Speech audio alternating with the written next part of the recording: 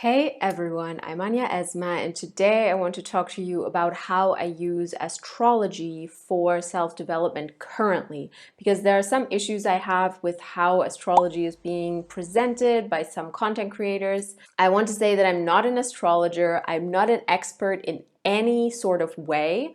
The way I work with astrology is I have certain astrologers whose videos I watch, whose posts I engage with on Instagram, and that's basically how I work with astrology. Now, I think the biggest issue that I see is that people let the transits that are currently happening govern what they do in their daily life or what they look out for, or they use the transits as excuses. So what I mean by this, let me explain, is obviously the best example, Mercury retrograde. Mercury is the planet of communication, and when it goes retrograde, usually people say that communication gets distorted, communication gets like obstacles, you shouldn't sign contracts, your ex might contact you, all of these things concerning communication. You maybe shouldn't have big discussions in your relationship or your family because you might be misunderstood during Mercury retrograde. All of these facts going around, or facts, let's call them facts. Let me give another example actually, because there's also Venus retrograde. As I'm filming this video, Venus is in retrograde, and that leads to a lot of people saying like, don't dye your hair, don't do any huge changes to your apartment, don't buy a new car, don't buy new wigs, whatever it is, because, or get a tattoo, God forbid, because people say like, oh, you can't rely on your sense of aesthetics and what you love about yourself or about your environment during Venus retrograde. And I think that is very disempowering. And just like Mercury retrograde, the Venus retrograde transit has become this justification for really disempowering yourself and saying you should never do A, B, and C when this planet is in retrograde because you cannot trust yourself, you cannot trust other people. Now, there are so many issues with this, and I think that at the core, most of these practices, spiritual practices or astrological practices, whatever you want to call them, should serve to empower us, not to disempower us. Now, what I want to say here, what I would like to suggest doing instead, like instead of going with these kind of fear-mongering narratives of what is forbidden, what you should not do during Mercury retrograde, Venus retrograde, whatever, is to think about using these transits to work on things that you actually want to work on. What I mean by this is, for example, if you know it's Mercury retrograde, whichever sign it is in, obviously it gets more specific in its meaning then. But if it's Mercury retrograde, you could look at that and you could be like, okay, where do I need to work on my communication? And then depending on which sign Mercury is going retrograde in, I don't actually know which sign it is going retrograde in January. Oh, I think it's Aquarius, and then it goes backwards into Capricorn, I believe. So Aquarius, let's say. So if you think about the meaning of Aquarian energy, it's very revolutionary, it's very altruistic, kind of detached from the world, but also having an idealized imagination of what the world should be like and kind of following that and wanting it to be reality, but also kind of not being able to deal with how reality actually is. So if you know this about Aquarian energy, you can then think about, what does this have to do with my communication? So you could maybe connect this to your communication with regards to activism, with regards to topics that really, really mean something to you, whether it is, for example, racism or LGBTQ rights or anything like that, and thinking about how you communicate those issues outwardly, how you may be misunderstood by people, how you might be able to make yourself better understood, where it maybe isn't worth it to go into a huge discussion. And you know, all these things you can reflect about, because then what you do is you work with the energy of the transit rather than against it. Because I feel like if you have this fear in your mind of, oh, I'm not allowed to do A, B, C, and D during Mercury retrograde, then you're kind of working against the energy. You're working in a space of, I cannot do X, Y, Z. Whereas I think it's more fruitful to work with the energy.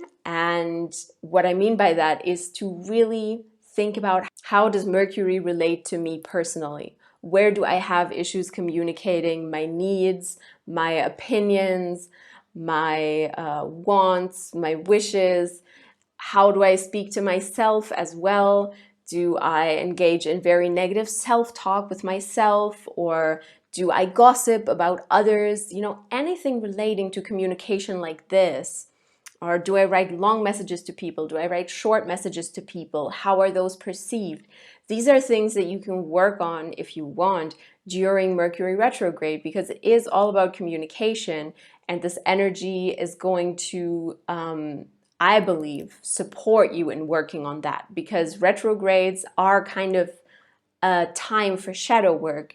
It's not a time to necessarily become active, but it's a time of reflection. It's a time of kind of looking backwards and reflecting on what we did right, what we did wrong, or where we made mistakes, where we could have been better.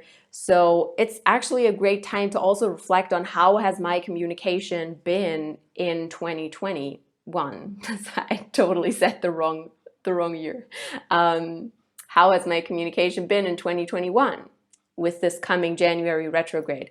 But anyway, this video is valid all the time. It doesn't specifically refer to the January retrograde in 2022, but still, nevertheless, I just wanted to kind of share this approach that I take and want to take to astrology, where it's not about disempowering myself and forbidding myself from doing things, but rather, if I want, I can use retrogrades or use certain transits that other people might be afraid of to reflect on myself. Because at the end of the day, I think the great fear of Mercury retrograde is a huge symptom of our society being so focused on communication, on talking all the time, on writing all the time, on posting all the time, on social media, on YouTube, wherever you post, on showing yourself all the time, on creating an image of yourself. I feel like I'm speaking very impassioned here. I don't know why. I think I'm excited to film a video because I haven't filmed one in weeks. Anyways, so this obsession with having to communicate your whole life, and this need to also get communication back and validation back, I think is kind of the reason that we are so obsessed with Mercury retrograde, because it maybe takes that away. It maybe makes it harder for us to communicate the image we want to create. So that's kind of a weird thing happening, if you know what I mean. So I think, I don't know, how do you feel about this? Do you think that's why we're so obsessed with Mercury retrograde nowadays? Why do you think it is? I feel like this obsession with Mercury retrograde is definitely bleeding into all other planets now as well. I think it's not going to take very long before pop culture, just like it picked up Mercury retrograde, is going to really pick up stuff like Venus retrograde. It surprises me anyway that they haven't yet, because every pop culture outlet and magazine loves writing about love. So Venus retrograde is like a golden opportunity for them to tell, like to make people afraid of love and make people afraid of interaction with other people in a romantic way. So I think they will definitely pick that up in 2022. That's my, what's it called? Prediction. That's my prediction. So I think that's about all I wanted to say about the topic. I know this video was very ranty and fast, but I hope it still made sense to you. Let me know what you think about Mercury retrograde, how you are going to use it for yourself, whether you use astrology like this or buy into a different kind of approach, because I feel like it's really, really easy to get stuck in this social media scrolling frenzy, and you see all these posts about Mercury retrograde, telling you what not to do, or people saying like, oh man, this happened to me because of Mercury retrograde, my laptop broke, I didn't get this email, I signed a contract that was bad, my ex is coming back to me, you know, all these stories coming up. I think it's a lot of fear mongering and a lot of like jumping on a bandwagon of making Mercury retrograde into this huge narrative. And I don't agree with that. So yeah, that's truly everything I wanted to say now. Thank you so much for watching. And I hope you have a wonderful Mercury retrograde whenever you watch this, or Venus retrograde, or whatever retrograde.